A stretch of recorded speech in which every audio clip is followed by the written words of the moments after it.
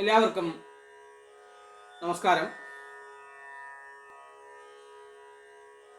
ഇന്ന് നമ്മൾ ഡിസ്കസ് ചെയ്യുന്നതായിട്ടുള്ള വിഷയം രാഹുകേതുക്കളുടെ മാറ്റം.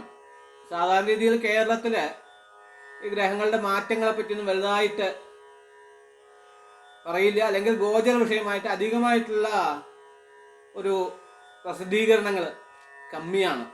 എങ്കിലും ഗ്രഹങ്ങളാണ്, നമ്മളെ പരിപാലിക്കാനും നശിപ്പിക്കാനും ശക്തിയുള്ളവരാണ്. അവരുടെ പ്രവർത്തനം അവർ ചെയ്തുകൊണ്ടേയിരിക്കും. അങ്ങനെയുള്ള ഗ്രഹങ്ങളിലെ തമോഗ്രഹങ്ങളായിട്ടുള്ള രാഹുകേതുക്കൾ ഈ 23-ാം തീയതി രാഹു ഭഗവാൻ മിഥുനത്തിൽ നിന്നും ഇടവത്തിലേക്കും കേതു ഭഗവാൻ ധനുസിൽ നിന്നും വൃശ്ചികത്തിലേക്കും മാറുകയാണ്. അപ്പോ ഈ വൃശ്ചിക രാശിക്കാർക്ക് എങ്ങനെ ഉണ്ടാവും? വൃശ്ചിക രാശി എന്ന് പറഞ്ഞു കഴിഞ്ഞാല് വിശാഖത്തിലെ അവസാനത്തെ പാദം, 4-ാം പാദം എന്ന് ജ്യോതിഷത്തിൽ എഴുതിയിട്ടുണ്ടാവും, ജാതകത്തിൽ എഴുതിയിട്ടുണ്ടാവും. വിശാഖം 4-ാം പാദം, അനിഴം 1, 2, 3, 4 പാദങ്ങള്, കേട്ട 1, 2, 3, 4 പാദങ്ങളിലുള്ള ഈ വൃശ്ചിക രാശിക്കാർ.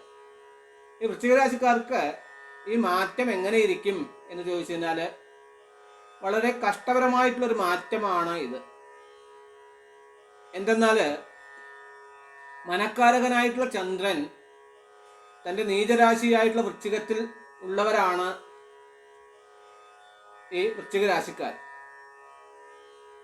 വൃശ്ചികക്കൂറില് മനക്കാരകനായിട്ടുള്ള ചന്ദ്രൻ നീചനാണ്.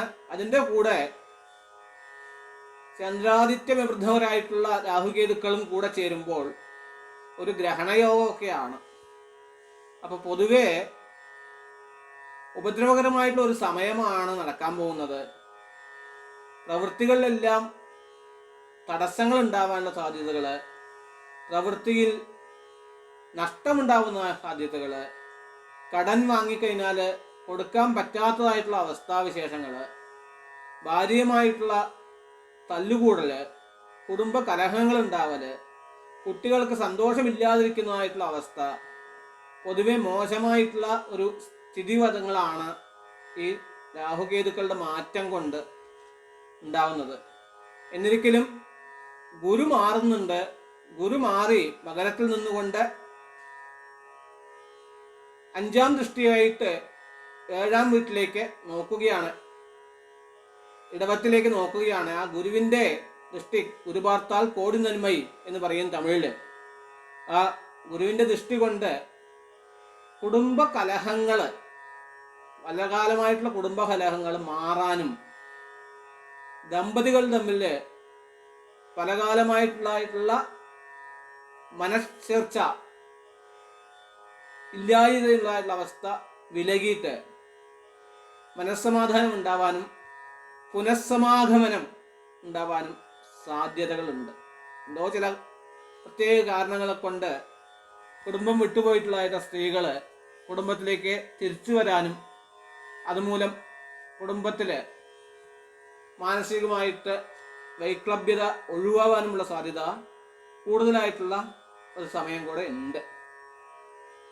അതുമല്ല, വായാണ് നമ്മളെ നശിപ്പിച്ചിരിക്കുന്നത് എന്ന് മനസ്സിലാക്കി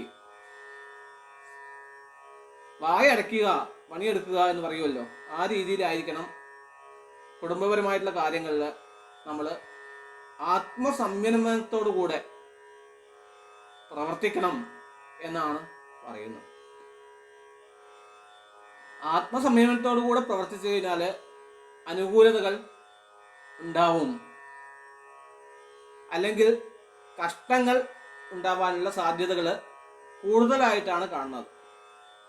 വ്യാപാരം ചെയ്യുന്നവർ, അതായത് ബിസിനസ് ചെയ്യുന്നവർക്കൊക്കെ ഒരു മന്ദനില ഉണ്ടാവും, തടസ്സങ്ങൾ ഉണ്ടാവും, കാര്യങ്ങളിലൊക്കെ വിചാരിച്ച പോലെ നടക്കില്ല.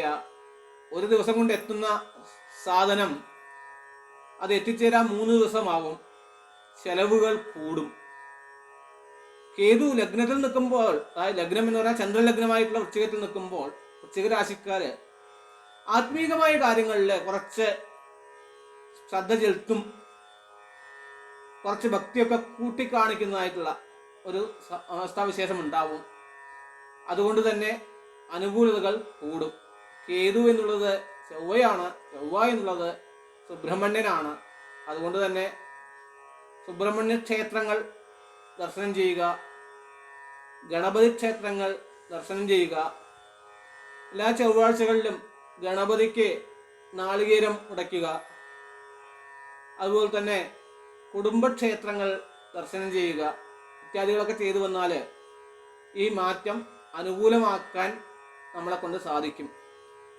അതുകൊണ്ട് കുറച്ച് കഠിനമായിട്ടുള്ള ഒരു സമയമാണ് എന്നിരിക്കലും ഈശ്വര രൂപമായി ചിന്തിക്കുകയും പ്രവർത്തിക്കുകയും സമയോചിതമായിട്ട് വർത്തിക്കുകയും ആത്മസംയമനം പാലിക്കുകയും ചെയ്താൽ വൃശ്ചിക രാശിക്കാർക്ക്, വൃശ്ചിക കൂറുകാർക്ക് ഈ 1.5 വർഷം രാഹുകേതുക്കളുടെ മാറ്റം അനുകൂലമാവാനുള്ള സാധ്യതകൾ കൂടുതലായിട്ട് കാണുന്നുണ്ട്.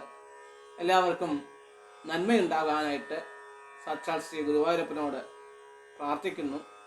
നമസ്കാരം.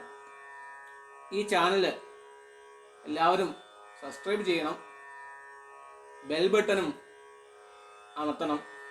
കൂടാതെ നിങ്ങളുടെ ദൃഷ്ടിയിലുള്ള എല്ലാ ജനങ്ങൾക്കും ഇത് ഷെയർ ചെയ്യുകയും അവരോടും ഇത് നോക്കുവാനും സബ്സ്ക്രൈബ് ചെയ്യുവാനും പറയുകയും വേണം. അങ്ങനെ ചെയ്താൽ നിങ്ങൾ എനിക്ക് നൽകുന്ന ഗുരുദക്ഷിണയായിട്ട് ഇത് കണക്കാക്കപ്പെടും. ഇനിയും പുതിയ കാര്യങ്ങൾ നിങ്ങൾക്ക് അറിയിക്കപ്പെടും.